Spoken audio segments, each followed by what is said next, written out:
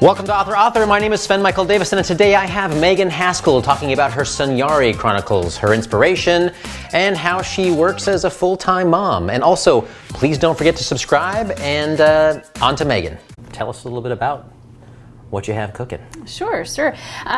I write the Sanyare Chronicles, which is what I like to call kick-ass female heroine dark fantasy adventure series. The first in the series is Sanyare, the Last Descendant. The second is The Heir Apparent, and the third, which just came out in June, is The Rebel Apprentice. It's a story about a human woman who's been raised by elves, and she survives an assassination attempt only to be framed for treason, and so she has to go on an adventure to find out her true ancestry, who she really is, and ultimately save her head and the 9 fairy realms. What was the inspiration for this series? It started with the character. I'd just given birth to my first daughter, and she was about 3 months old when this character just popped into my head, and I had to write her. I knew this was the character that I wanted to write, and so I spent about 3 months doing world building and developing the mythologies and the actual settings that I was going to use and all of that. And then I started just writing the story. It was kind of character, setting, and then plot after that. So. Wow. Yeah. And had you written a lot before then? I mean, had you... I had been writing at that point in time already for about 7 years, and I had completely finished one novel that was terrible, sucked, just will never see the light of day. And I'd written most of another one that was also terrible and will never see the light of day. And then started a lot of other ideas over the course of that time period. But this was the first one that I felt was really worth publishing. And were these all in the fantasy genre? Or? Yeah. Okay, gotcha. Yeah, I started out as a reader. I didn't really think I could creatively write for a long time. But I've always been a fantasy fan since as far back as I can remember. Tolkien and Anne McCaffrey, Dragon Riders of Pern. These are, some of my major influences, and so I've always read fantasy, and so it was just natural for me to write it. And then how did you sort of find your way into writing? Did you take courses? Did you just say one day I'm going to do this? Or how did that? Yeah, so I was a business major in college. I was finance actually, and I started out working for one of the big accounting firms, and I had a long commute into downtown LA every day. And I needed a creative outlet because that is very numbers heavy, very quantitative, very analytical, and I needed something that would just kind of flow. And so I started writing on the train and during my commute, and it started out with little stories about the people on the train and observations and things like that. And then it became a habit, became fun, and then I did take a couple courses through UCLA Extension. And but really it's just been kind of grown from there. It's like little by little it became more and more serious until I finally realized that this is what I want to do as a career if I can. So. And you just kind of test the waters through Goodreads, or had you met other writers before this, or was there kind of any inspiration? No, not really. I actually didn't have, other than the couple of writing courses that I took, I didn't really have much of a network of other writers at the time. So I started out very isolated. It was my husband who really encouraged me to keep writing and pursue it and just do something with it. So when I completed that one totally complete edited first novel that I thought was good but was really not, I sent it out to a few friends, a couple of people who had English backgrounds or editing, had done some things within the writing or English language sphere, I guess. And they all came and said, it's good, so it's not, but because they were my friends. But then after that, once I did, I had just about finished the first draft, or what would become The Last Descendant, when I went to the Southern California Writers Conference. And so that was my first real experience with other writers, and the networking opportunity and getting that inspiration from in-person writers. I mean, I'd done a lot of research and stuff through blogs and stuff like that online, but it was the first community that I really found. And And like everything else, it just kind of snowballs from there. You start making those connections and making friends, and all of a sudden now, I'm co-director of OC Writers and doing all this other stuff that's all writing, community related, and it's a lot of fun. But no, when I first started out, I didn't have any of that.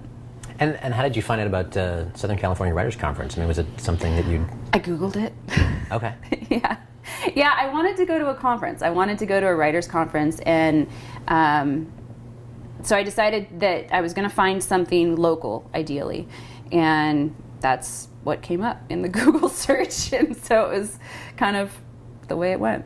Yeah. And did you go hoping to find an agent or a publisher, or did you go just to learn about writing, or all the above? Or I had already pretty much decided at that point that I wanted to be self-published, and so I went with the idea that I was going to meet other writers, I was going to learn about the craft, and I was going to learn about independent publishing.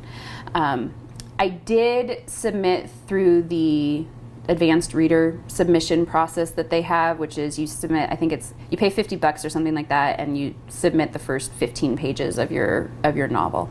And so I did do that, and that's actually how I found my editor. I didn't even try for an agent. I never even went the traditional route at all. I just decided I've got a business background, I like numbers, I like the business side of things, so I wanted to be in full control. I'm also very type A, and I wanted to be in full control of the entire product. So I'm fascinated by this because a lot of people want to go the traditional route, and they want that big advance, and they think dreams and big cars and whatever. I mean, you hear a lot of that with people who are completely naive, and I'm fascinated to know what you were thinking, what your process. I mean, you say you're type A and you want to have control, but there's a lot of people out there who still think they're going to have control even through a traditional. So I'm wondering, where you got your background information, how you really made your educated decision. Yeah. Okay. So I'm trying to think back through this process a little bit. It was gradual. So when I first started writing, I started with I had like a blog, and I did some little things online, and like I said, I was telling the little stories about the people on the train. But when I started writing the novel, I thought I was going to go traditional for a little while. But because I am who I am, which is to say type A and very analytical and research oriented, and I was working this corporate job and all that stuff, I immediately, before I'd even finished that first terrible novel, I had already started looking up how do you even go about getting published. And through that process, I started to realize, A, the traditional route takes a really long time. B, you don't make as much money per unit sold as you do if you're self-published. And C, there are, at the time it was right around, right around 2010 at the time that I was starting to kind of think about this and looking at all this stuff. And so it was the very, very beginning of, Kindle publishing and all of this, but there were people making money. Amanda Hawking was one of the early people that I followed, and was like, oh my gosh, she's literally making millions of dollars self-publishing through Kindle. You can't really do that anymore, unfortunately, not in the same way. I mean, you're still an outlier, but it's possible. And then I started following David Gaughran, and I read some other blogs and things that were talking about how, this is actually a legitimate income. People are supporting their families through self-publishing, and they're getting their books out faster. They're putting out a product that is of equal, if not better, in some cases, quality than what the traditional publishers are doing, and they're actually getting paid for their work at a level that makes sense. The traditional route, I think, is ideal for people who either don't have investment money to put into their own books, or just don't have the desire to be their own project manager, because that's what the traditional presses are going to give you. Is they're going to have project managers. They're going to give you all of your service providers. They're going to tell you what to do. That's not what I wanted or needed and still don't.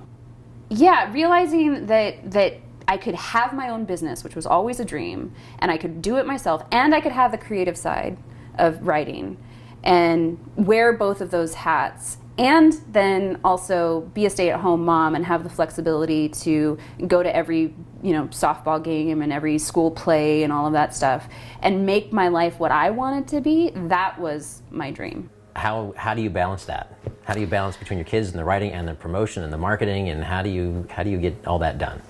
So, well, it's slightly easier. Actually, no, that's not really true. That's not really true. I was going to say it's slightly easier because they're both in school now. My oldest is in kindergarten and my youngest is in preschool. So I get a couple hours in the morning to work. And I've already told my husband that does not mean the house is going to be any cleaner. Doesn't mean the dishes are going to get done. It just means it's my work time. So I do have that, and I do that. When they were really little, like when Julia, my second, was a newborn, I actually would put her in the Moby wrap, like one of those baby carriers, and type at the kitchen counter. So basically have a standing desk with my laptop and have her in the carrier, and she would nap while I rocked her back and forth and typed. And your spine is still in alignment right now? Yeah, well, theoretically. So I find ways to kind of work it in, and then I mostly write at night, and I mostly work at night. So my time is limited. I don't have full-time hours yet, which is why I'm not making a full-time income yet, But I probably get 10 to 15 hours, probably 15 hours a week now that they're in school, where dedicated like working time. So. And when you say working time, is that including time to actually write and to market and to promote and to do you work on your letters and all that? I mean, that's 15 hours just for all of that. Yep. And do you subdivide that? I mean, do you say, okay, this week I have to at least get 5 hours done with... Yeah, so I go through phases. So like right now I'm in a writing phase where I'm really not doing much marketing or promotion right now. Basically nothing, in fact, other than my occasional social media posts and stuff like that in my newsletter. But as far as like discounts and sales and trying to find new readers, not so much, because I'm focused on the writing. Then I'll go through a phase, usually while I'm editing and while I'm planning the next launch, where it's all about the marketing, and I won't do as much writing. So yeah, my life is kind of in seasons. Not that they're based on real seasons, but it's the seasons of Megan. The seasons of Megan. Yes. Gotcha. Yeah. And have you noticed a pattern? Do you get like maybe 3 months to actually write, 3 months to promote? Is there any kind of timeline to it, or just kind of it's more just as you need it?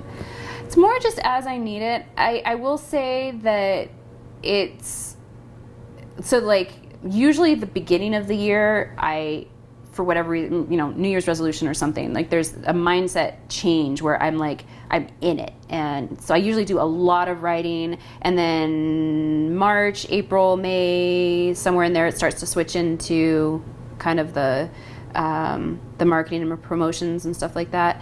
But the end of this year has been very different for me because I've been more involved with our writing community. I rewrote this nonfiction book, and so it hasn't been just the fiction. So where in the past, you release the book and then you start the next one, I haven't really had as much of an opportunity to do that. Yeah, it's just the seasons of Megan. Yeah, that's really the best way to describe it. I gotcha. Yeah. But you feel like you've got a nice balance? You feel like it's working for you? Do you ever have like, oh man, I need to market right now, but I really want to write, or do you ever feel torn, or do you feel like it's... Yeah, I mean, it's always a little bit of a struggle because you're trying to do everything at once, and you can't. And so I just have to remind myself that I can't do everything at once. And my kids come first. That's my real job. Is I'm a stay-at-home mom. This is my secondary occupation, at least until they're both full-time in school all day long, and then I'll get what? 6 hours right. during the day. Well, then there's soccer. And then there's soccer. Sports, and then Exactly. It actually doesn't get any easier. No, it doesn't. So that's my real job. And so when I do get into those phases where I'm like, I just need 2 hours, I go, okay. No, this is your fun. This is your fun thing. This is your side career. This is your moonlighting. And so I kind of have to remind myself of that on occasion. But yeah, I mean, it's always a struggle. You always wish you had more time, but you do what you can with what you have. Right. So. Does your husband ever tell you, just write more so I can quit my day job, or is he good with it? Oh, he's ready for me to sell my film rights. Absolutely. Oh, okay, gotcha. Yeah. I got you. Someday we'll get there. Please subscribe so my dad can make more videos like this. Thank you.